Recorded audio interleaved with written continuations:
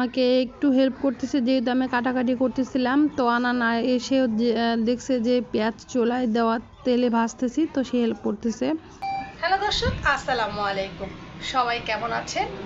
আজকে একটি মাল্টি রান্নার ভিডিওতে সবাইকে স্বাগতম জানাচ্ছি। সবার কাছে অনুরোধ থাকবে, প্লিজ ফুল ভিডিওটা দেখবেন। আজকে কি কি রান্না করেছি না করেছি সেটা নিয়ে থাকছে ছোট্ট একটা ব্লগ। প্লিজ সবাই আমার সাথে থাকবেন, পাশে থাকবেন, সবাই ভালো থাকবেন।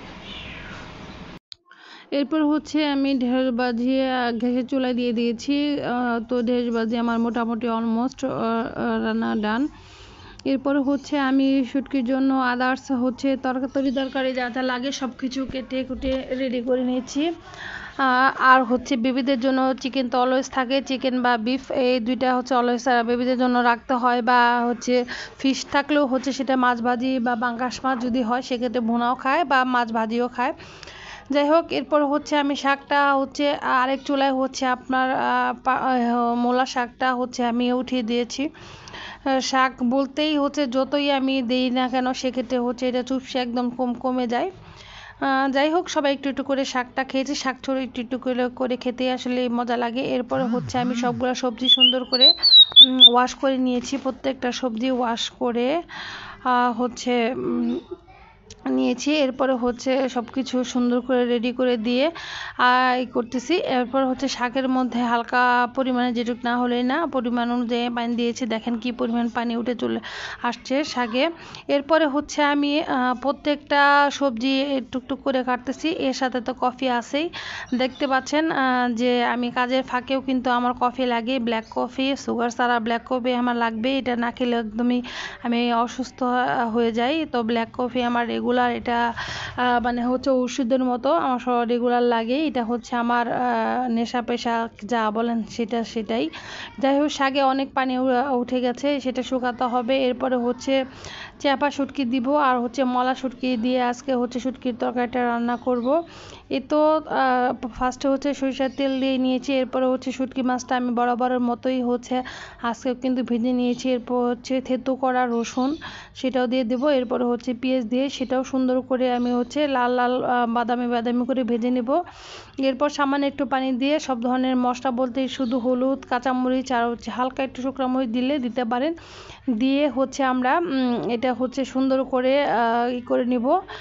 তারপর কষিয়ে নেব। যখন তেল উঠে আসবে দেন হচ্ছে আমরা সবজি দিয়ে একদম পরিমাণে কম গরম পানি দিয়ে আমরা হচ্ছে ফার্স্টে সবজিটা একটু কষিয়ে নিয়ে দেন হচ্ছে আমরা একদম পরিমাণে কম গরম পানি দিয়ে শুটকিটা বসিয়ে দিব। দেখবেন ইনশাল্লাহ আপনার শুটকিটা কিন্তু রান্না হয়ে গেছে। এই পাশে হচ্ছে আমার রাইস কুকার ভাত হচ্ছে, পাশে হচ্ছে আমার ঢেঁড়স ভাজি শেষ গ্যাসের চুলায়।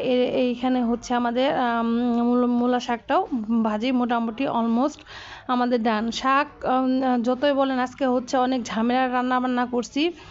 গরুর মাংস, মুরগির মাংস, পোলাও টোলাও বলেন, এগুলোতে এতটা সময় লাগে না বা এতটা এফোর্ট দিতে হয় না, যেটা কিনা হচ্ছে আপনার মাছ, শাক বা শুটকি এগুলোতে যে পরিমাণে এফোর্ট দিতে হয়।